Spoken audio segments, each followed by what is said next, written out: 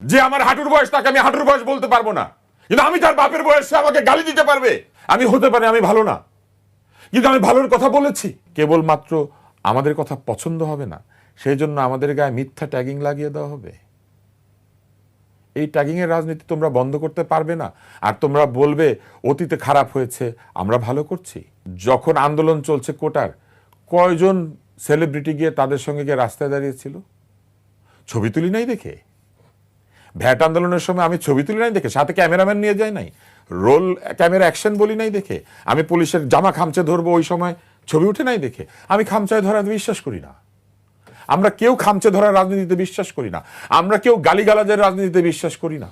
তালব্যস্বরের পরে আকার দিয়ে, মা শব্দের পরে উকার দিয়ে, এগুলা কি শব্দ? এগুলা নেগেটিভ না পজিটিভ? এই শব্দ শোনার জন্য আমরা বাংলাদেশ তৈরি করেছি। যে বাংলাদেশের বাংলা ভাষার জন্য বাংলাদেশের নাগরিকেরা স্বাধীন রাষ্ট্র নাই, একটা পরাধীন দেশের মধ্যে ভাষার জন্য প্রাণ দিয়েছে, সেই দেশে দাঁড়িয়ে আমাদেরকে শুনতে হবে এইটা ওইটা লাল করে দাও। হ্যাঁ, যদি এটাই হয়ে থাকে তাহলে এর বিরুদ্ধে আমি কথা বলবো। কেন বলবো? কারণ সারা জীবন আমি ছেলে মেয়েদেরকে গিয়ে উচ্চারণ শেখানোর চেষ্টা করেছি, ভাষা শেখানোর চেষ্টা করেছি, তর্ক শেখানোর চেষ্টা করেছি। আমি নিজে খারাপ লোক হতে পারি, কিন্তু একটা খারাপ মানুষ, একটা অন্যায়কারী মানুষও জীবনে দুই একটা ভালো কাজ করে। আমি হতে পারি আমি ভালো না, কিন্তু আমি ভালোর কথা বলেছি। আমরা যারা ভালোর কথা বলেছি সেইটার জন্য যদি আমাদেরকে ট্যাগিং করা হয়, করেন ট্যাগ।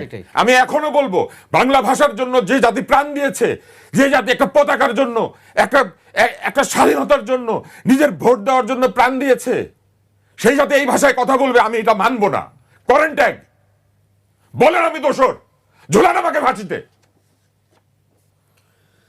যে আমার হাঁটুর বয়স তাকে আমি হাঁটুর বয়স বলতে পারবো না, কিন্তু আমি তার বাপের বয়সে আমাকে গালি দিতে পারবে। এটা কোন বাংলাদেশ? আমি হতে পারি সবচেয়ে খারাপ মানুষ, নিয়ে যান আমাকে ধরে, কিন্তু আপনি আমাকে গালি দিতে পারেন না। গালি দেওয়ার অধিকার কেউ দেয় নাই। যে সংবিধান বদলাচ্ছেন সেই সংবিধান কাকে গালি দেওয়ার অধিকার দেয় নাই।